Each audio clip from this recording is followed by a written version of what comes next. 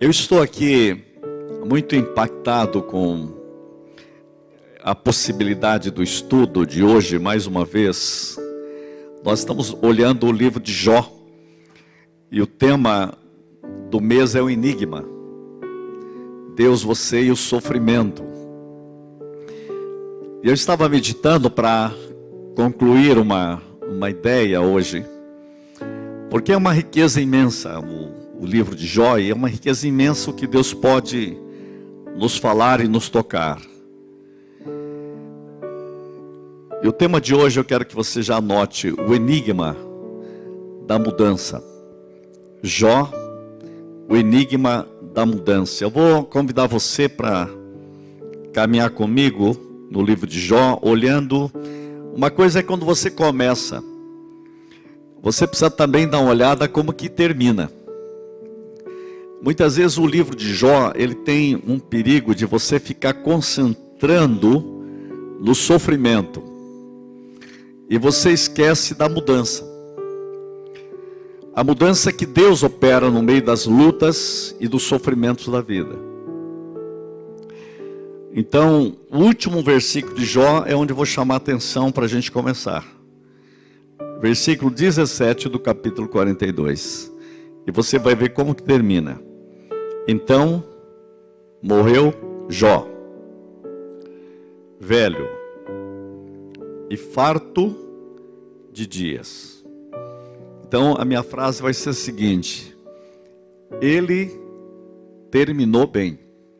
Então, morreu Jó, velho e farto de dias. Morreu velho. Eu não sei se você quer morrer velho, mas é a melhor opção. A outra não é boa. Tem gente que fala, não quero ficar velho. Eu quero. Porque a outra opção é morrer logo. Qual das duas você prefere? Então, morreu velho, farto de dias. Olha só que coisa interessante. Versículo 10. Mudou o Senhor. Mudou. Quero falar de mudança. Vê se aparece aí. Jó capítulo 42, versículo 10. Mudou. Mudou o Senhor. Gente, olha que tremendo. Mudou o Senhor a sorte de Jó. Quem muda é Deus. E o enigma da mudança. Mudou o Senhor a sorte de Jó quando este orava pelos seus amigos.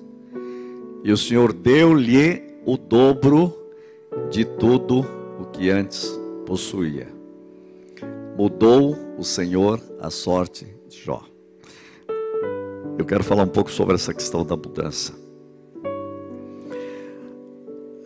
Gente, o livro de Jó é emocionante, desafiador. Ele é carregado de enigmas.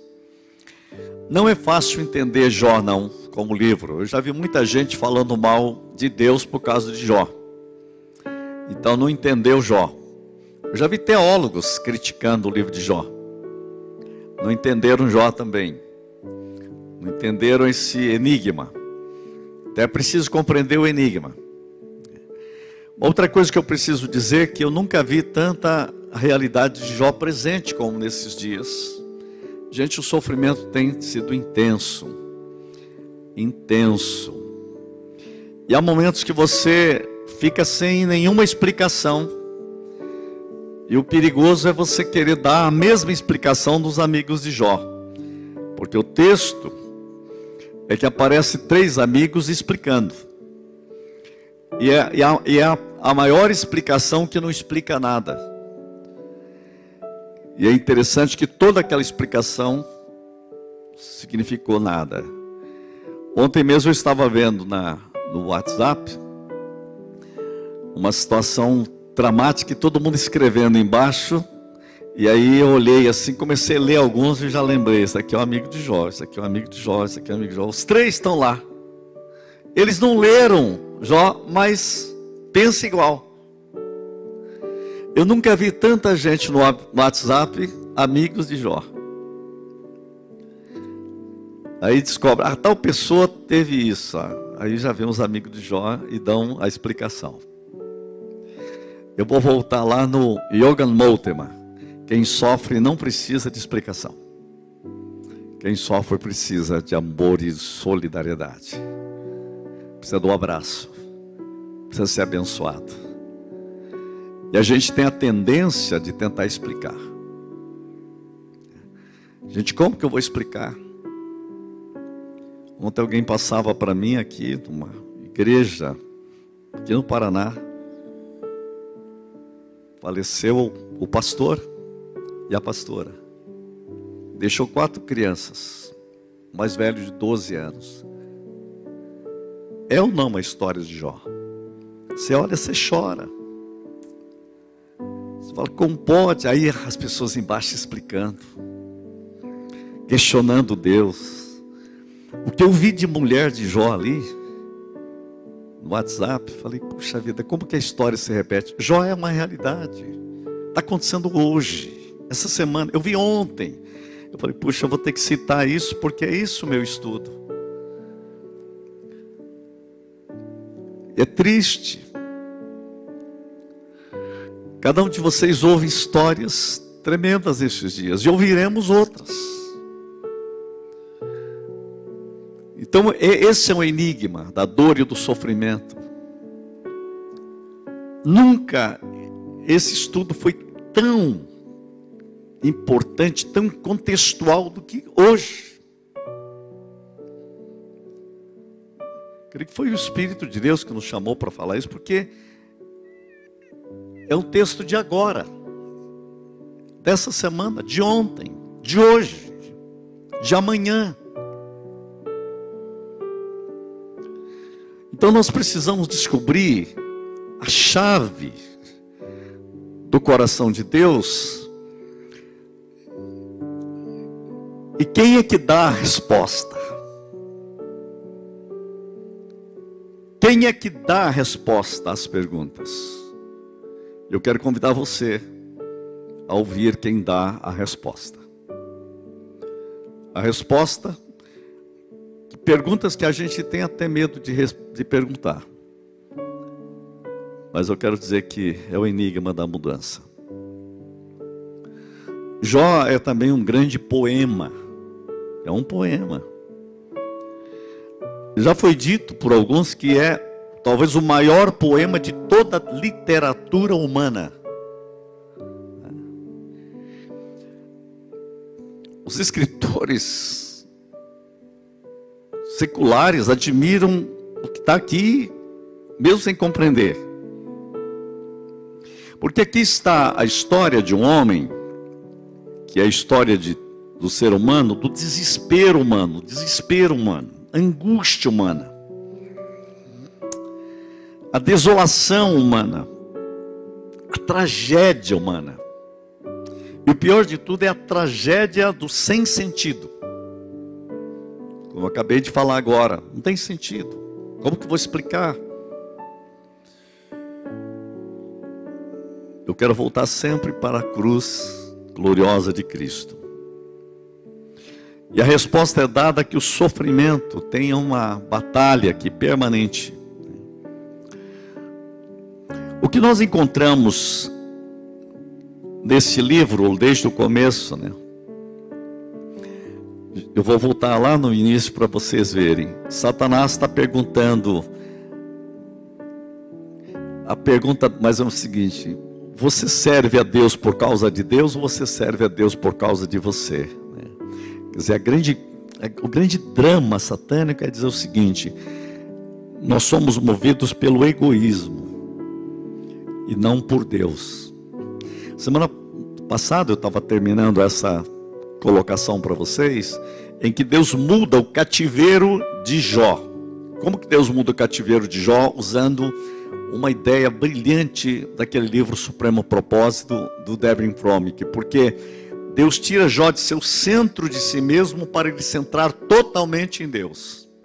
Quer dizer, Deus traz uma vitória tão maravilhosa que Jó descobre de repente que ele não tem que se justificar nada. Deus é Deus e eu continuo com ele e pronto, está resolvido a situação. Tanto que no final Deus dobra tudo em Jó, Mas Jó tem uma certeza absoluta: eu não vou me prender naquilo que Deus me deu, eu vou me prender naquilo que Deus é. Ele já era o mais rico do mundo e se tornou duplamente mais rico do mundo. Mas ele sabe de uma coisa: tudo pode mudar, mas o meu Deus não muda. E a minha confiança nele também não. Por isso que o diabo desaparece. Eu vi uma frase uma vez de Miles Monroe, diz assim: o diabo está dispensado. Você não encontra o diabo lá no final mais. Ele é calado para sempre. Os amigos de Jó também são calados para sempre. Só Deus é glorificado. Você precisa atingir essa dimensão de estar centrado totalmente em Deus. Só quem está centrado totalmente em Deus vai viver uma vida de vitória. Vai viver uma vida de inteira paz, de plenitude, de glória, de uma vida que realmente vale a pena. Essa é a história que eu tenho aqui para contar para vocês. Desde o começo, a grande pergunta é: você está servindo a Deus por causa de Deus, ou você está servindo Deus por causa de você? E vamos testar essa teoria. Porque a história é de luta, tragédia, problemas em todas as áreas. Porque é assustador, né? Você já imaginou chegar a um ponto que ele ter 10 filhos, os 10 filhos morrer de uma vez? É um negócio, você fala, é uma poesia exagerada. Mas é colocado ao máximo do exagero do sofrimento para ver se acorda a gente. Você está centrado onde? E Jó, no versículo 1, 21, diz assim: nu saí do ventre da minha mãe e nu voltarei. O Senhor dá e o Senhor o tomou. Bendito seja o nome do Senhor. Isso aqui foi um golpe na cara do diabo, assim, um nocaute. O diabo tentou levantar e levantou de novo para cair de novo. Tem uma música aí, um disco que o diabo levanta para cair. Ele ficou nocauteado, porque eu falei, não é possível um negócio desse. 1, 2, 3, 4, é como se fosse um boxe, né? Ele levanta, aí ele decidiu atacar de novo. Vamos mudar a regra do jogo, porque não deu certo isso daí, eu vou mais fundo agora. Agora eu quero pegar o corpo dele. Já que a gente tirou tudo que ele tinha, não resolveu a parada, quero ver se o senhor deixar eu mexer na saúde dele agora. Agora a gente vem para valer, sem solução médica, sem resposta. E ele ataca o próprio corpo. Então ele é cometido de terríveis furúnculos e carbúnculos e etc. Você está ainda com essa integridade? Aí ele ouve uma voz, né? Começa dentro de casa. Olha que situação. Por que você não amaldiçoa Deus e morre? Você já imaginou ele naquela situação? Ouvir um negócio desse? Uma mensagem demônica, um nível de sofrimento, sozinho, solitário. Esse homem lá no fundo determina ser fiel a Deus. E quando parece que tudo tá ruim já, aparecem 3 amigos. E esses 3 amigos pioram a situação. Porque esses 3 amigos, eles vêm para fazer o teste final. 3 amigos. esses 3 amigos começam a fazer algo terrível, começam a explicar. Eu quero convidar você o seguinte: quando você vê gente sofrendo, para de explicar. Porque o texto quer dizer justamente o erro é tentar explicar.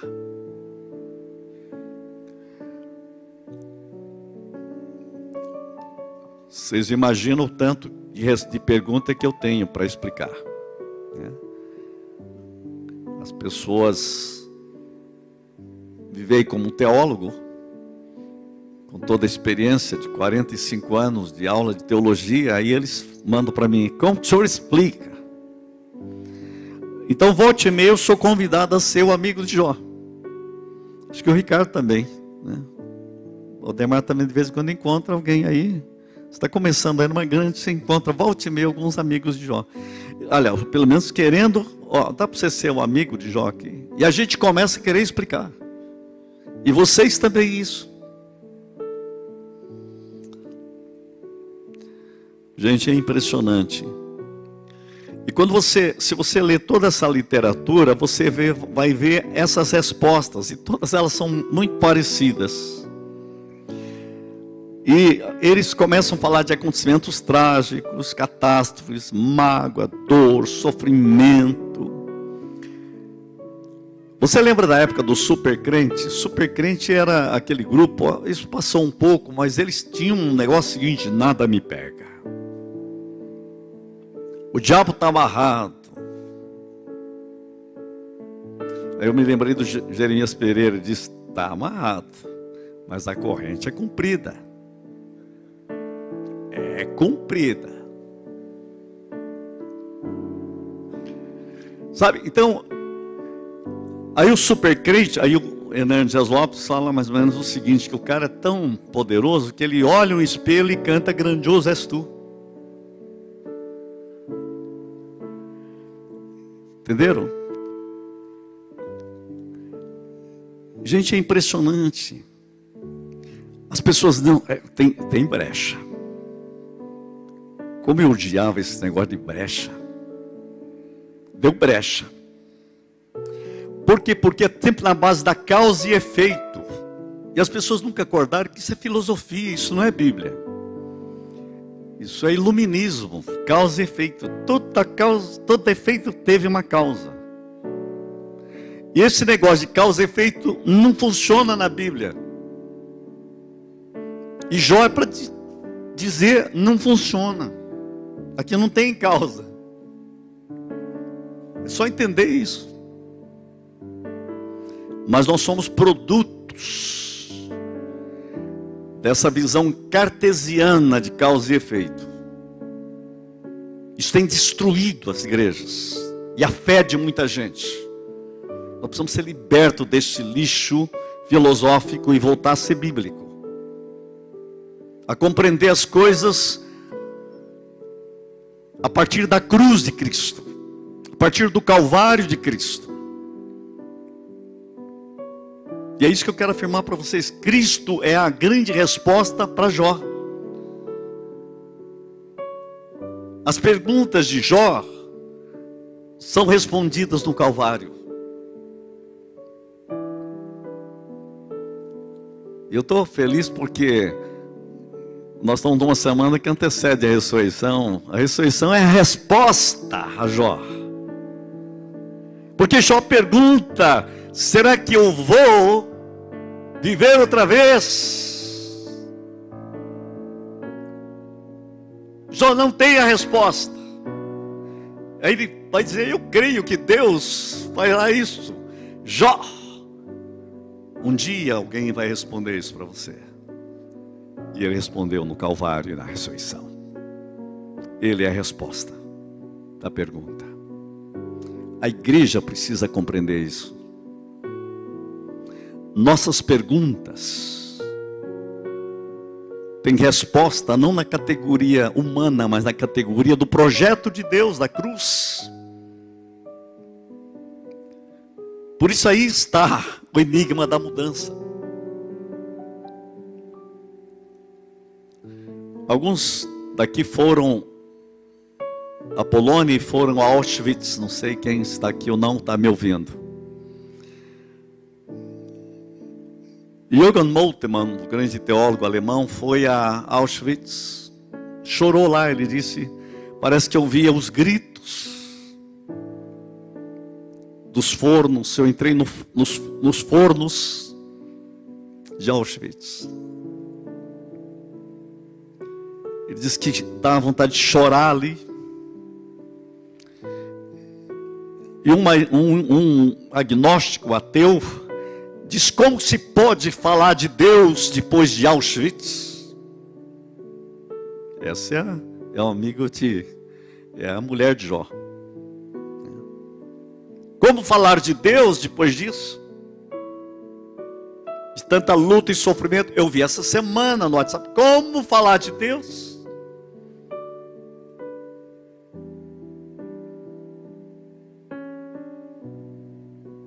Sabe que o Moltmann responde? Como não falar a não ser de Deus depois de Auschwitz? Sem Deus, o mundo inteiro teria virado um campo de concentração. Eu falei: yes.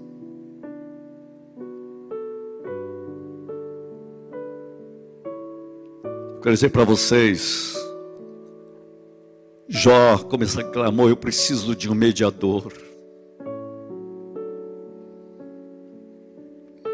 Eu quero dizer para Jó que há um mediador, chamado Jesus de Nazaré. Ele nos responde na hora das lutas, dos sofrimentos. Ele assumiu a cruz.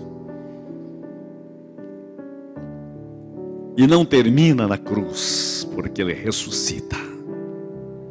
Ele é a resposta às nossas perguntas sem resposta.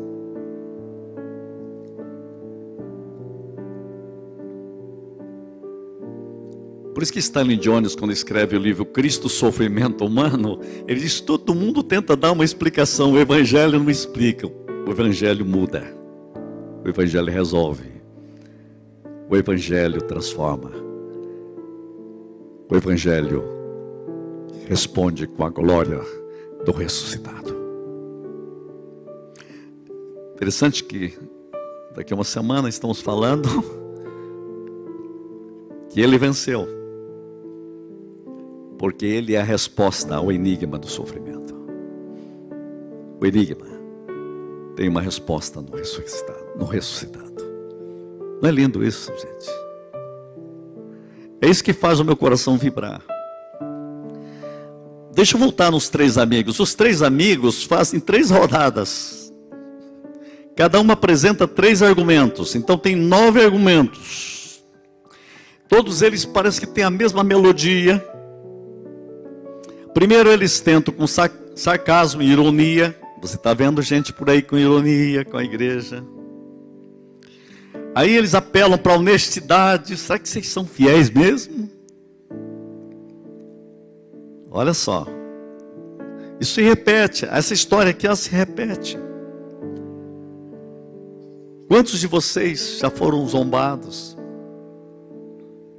Eu conheço pessoas que entregaram sua vida a Cristo e tem gente criticando o tempo todo, a família criticando o tempo todo. Nesses dias de sofrimento, piora mais ainda. E quando tem um pastor doente, aí piora mais ainda. E se o cara for famoso, aí piora mais ainda. Porque os amigos de Jó começam com sarcasmo o tempo todo. Aí vão para a honestidade, para a espiritualidade. Tanto que tem gente que ele está doente, tem vergonha de falar que está doente, porque tem medo da pessoa pensar que ele não é tão crente assim.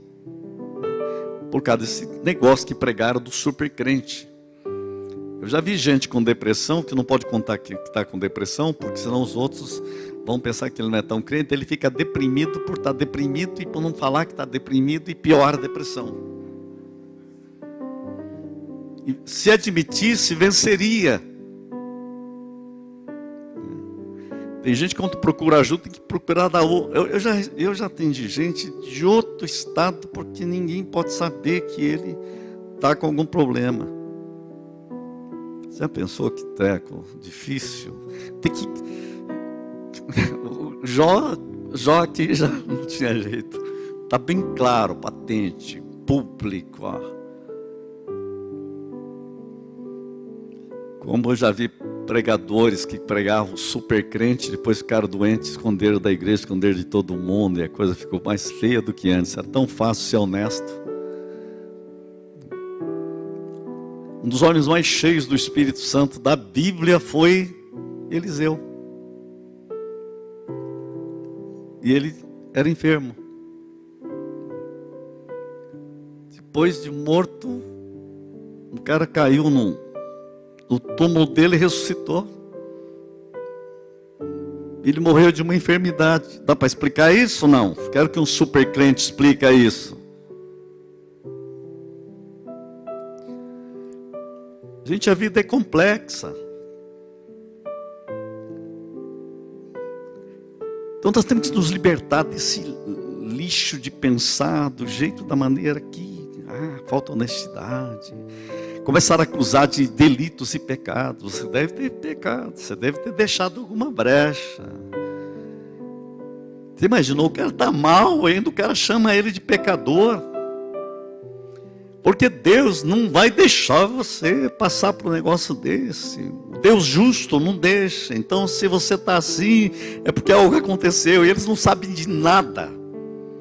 Lembra daquela frase lá? Não sabe nada, inocente. É isso que Deus falou, cala a boca. Você não sabe de nada. Está tentando explicar tudo. A sua teologia não resolve. A sua filosofia não resolve. Por isso que eu gosto de Stanley Jones, porque ele mostra, o budismo explica, o gnosticismo explica, não sei quem explica, a filosofia explica. Aí ele fala assim, isso daí não vale nada. Sabe quem explica? O ressuscitado. Porque ele não explica, ele muda, ele transforma, ele muda os nossos referenciais. Ele faz você ver a luta e a tribulação do ponto de vista da glória. E a luz do futuro glorioso de Deus brilha aqui e agora. O poder da ressurreição vem. Ele é a nossa resposta. Por isso que eu estou afirmando para vocês, nem tudo é causa e efeito. Sabe que Jó, ele tem primeiro uma irritação com os amigos. Depois ele dá um sarcasmo para eles. Ele chega assim, quer ver, ó, coloca ali para mim Jó capítulo 12, versículo 2. Ele diz assim, na verdade vós sois o povo e convosco morrerá a sabedoria. Isso é sarcasmo. Vocês sabem demais. O problema de vocês é que vocês sabem tudo. Vocês explicam tudo. Gente, uma das coisas que Deus precisa nos libertar é da filosofia do sabitudismo. Tem resposta para tudo. Eu quero dizer para vocês que eu tenho estudado a minha vida inteira. Tem muitas perguntas que eu não tenho resposta. Tem algumas perguntas que eu vou fazer no céu, né? Agora tem gente que tem tanta resposta, quando ele chegar no céu, a gente estava te esperando para você explicar para a gente, que até agora já não entendeu também. Ué, mas eu pensei que vocês iam explicar. Não, é você que sabia tudo lá. É que nem nós sabemos. Eu faço isso para zombar mesmo, para as pessoas. Isso é sarcasmo, certo? Por que eu tenho que saber tudo? Eu vou dizer uma coisa para vocês. Não tem pessoas mais pernósticas do que gente que sabe tudo. Lembrei até daquela piada do sujeito que diz, olha, eu nunca errei, nunca errei. Me perdoa, eu errei uma vez, só uma. Foi quando eu pensei que estava errado, mas eu estava certo. Deu para entender? Quer dizer, tem gente assim. Então eu queria dizer para você, nós temos que ser libertos disso. Eu não preciso de explicação, eu preciso de Cristo. Eu preciso saber que Deus tem a última palavra. O problema do mal não tem explicação na teologia.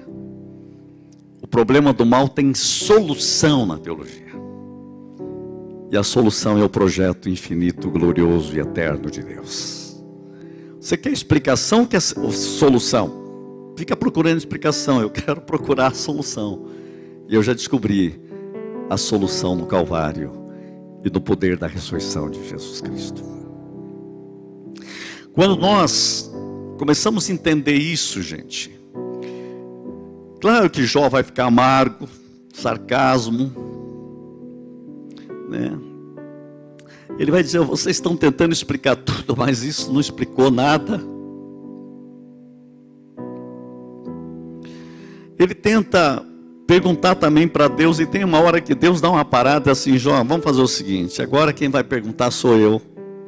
Ele passa fazendo perguntas, porque todas estas respostas prontas, Jó é para mostrar para você o seguinte, todas as respostas prontas não ajudam nada. Nós precisamos nessa hora de luta e sofrimento nos libertar de frases prontas. Gente, Deus tem que nos curar de nós mesmos. Tem hora que eu vejo assim, alguém conta um problema, alguém coloca, estamos orando.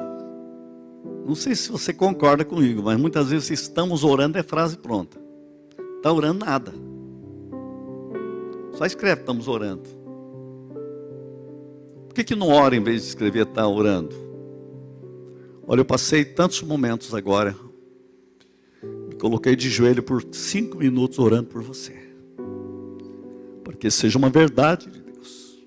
Nós estamos cheios de frases.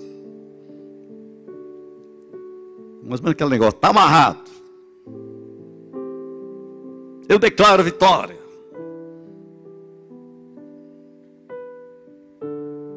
Nós estamos cheios de frases prontas.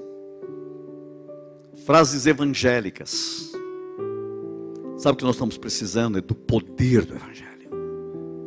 Do poder de Cristo. Do poder do Reino.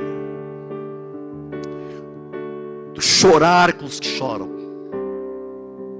Sofrer as dores de Deus tem misericórdia. A dor do meu irmão é a minha dor. A dor dessas crianças que perderam o pai e a mãe essa semana. Quantos?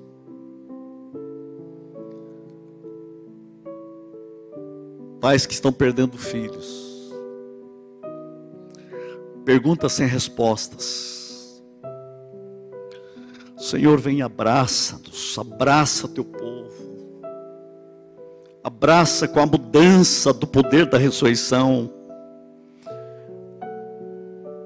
Estamos descobrindo cada vez mais que as nossas raízes não estão firmes na terra, mas as nossas raízes têm que estar firmes em Deus. Só Deus é o nosso refúgio, fortaleza e socorro bem presente na angústia. A angústia humana é uma realidade. Parece-me que os dias futuros ainda serão de muita angústia. Eu quero convidar a igreja a voltar-se para o Espírito Santo, voltar-se para a palavra, voltar-se para o Deus da mudança. Eu quero dizer que os gritos do coração humano, da desolação humana, estão aí, estão ecoando. Do capítulo 14, Jó faz uma pergunta. Coloca aí para mim, Jó capítulo 14, versículo 14. Jó está perguntando, ele pergunta, no meio do sofrimento, morrendo o homem, porventura tornará a viver. Ele está pensando, há esperança para o meu futuro.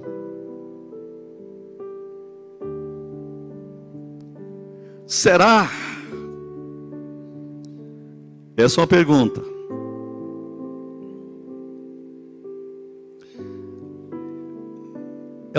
É um grito na alma.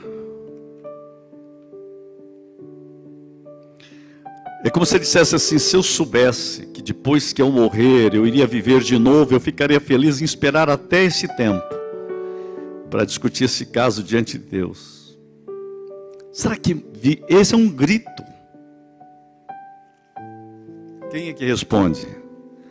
Vou repetir de novo. Jesus Cristo. Ele respondeu essa pergunta de Jó.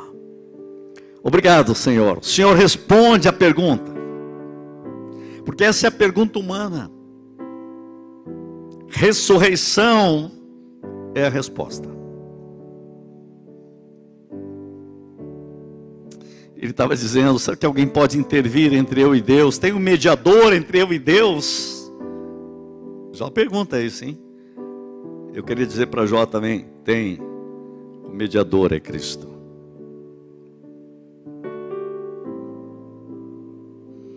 Por isso que no capítulo 19, versículo 23 e 24, olha só que interessante. Quem me dera fossem agora escritas as minhas palavras, quem me dera fossem gravadas em livro, que com pena de ferro e com chumbo para sempre fossem esculpidas na rocha. E aí, sabe o que acontece, gente? É Jó, estou no 19, né? No versículo 25, olha o que ele diz. O raio de luz brilha no coração dele, ó. Eu sei que o meu Redentor vive. Jó está anunciando Cristo. E por fim se levantará sobre a terra. Ele vai ressuscitar. E eu também. Eu sei que o meu Redentor vive. E por fim se levantará sobre a terra. Depois de revestido este meu corpo da minha pele e minha carne, verei a Deus. Sabe o que ele está declarando?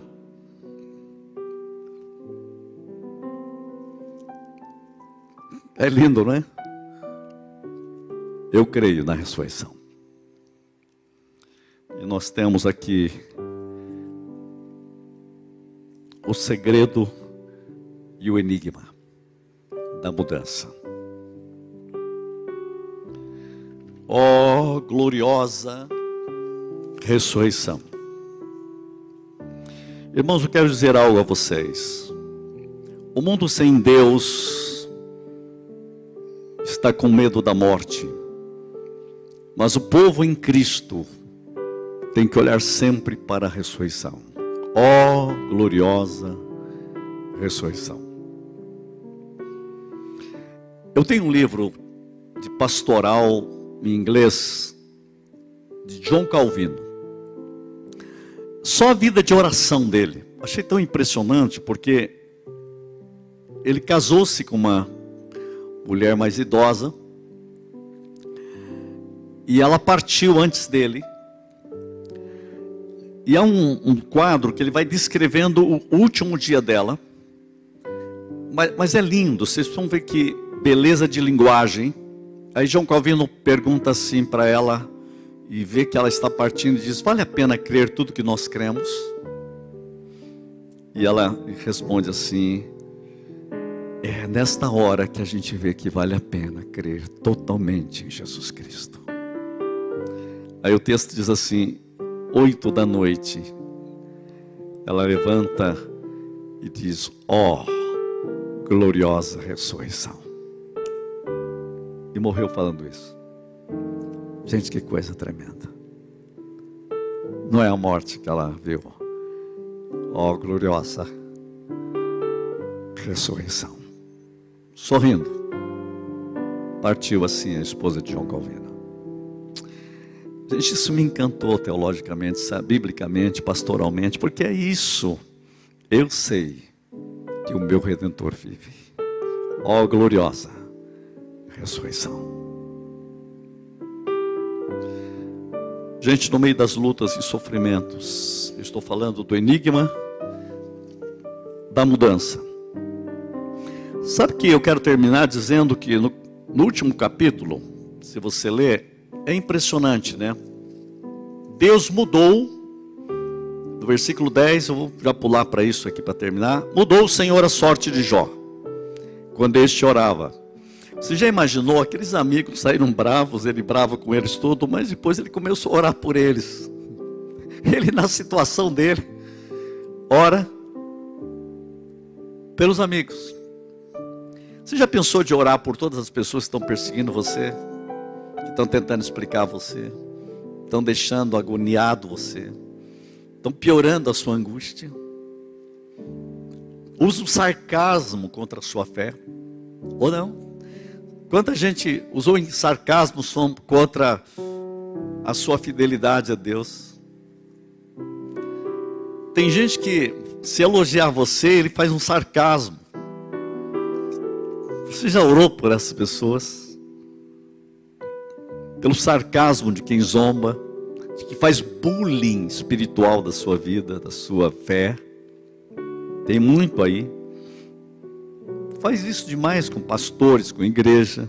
Nessa hora de sofrimento, pode saber que piora. Uma coisa que você não consegue explicar. Eu não consigo explicar, por exemplo, que no Apocalipse vai ter morte adoidado. E as pessoas, em vez de voltar para Deus, vão blasfemar contra Deus.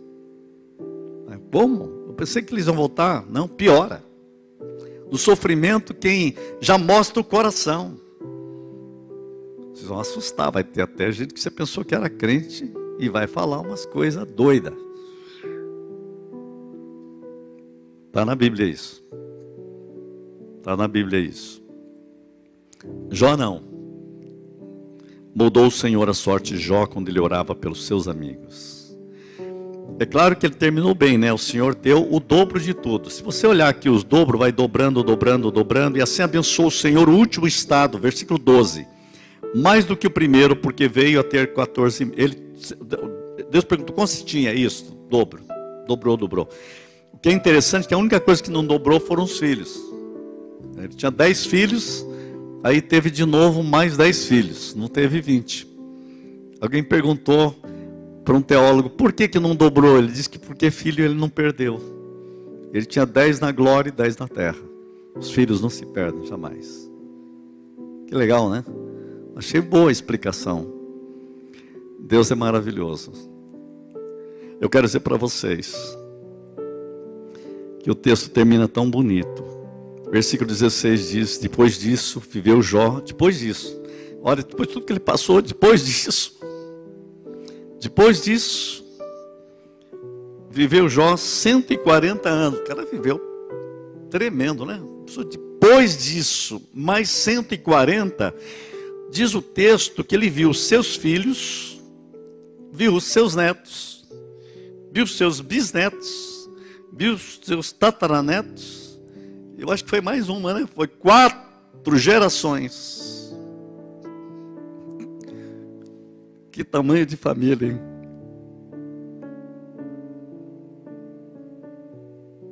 Então morreu Jó, velho, farto de dias. Um dia você vai... Eu queria convidar vocês a irem ao céu. Para isso tem que entrar pela porta estreita. Aí vocês vão ver Jó.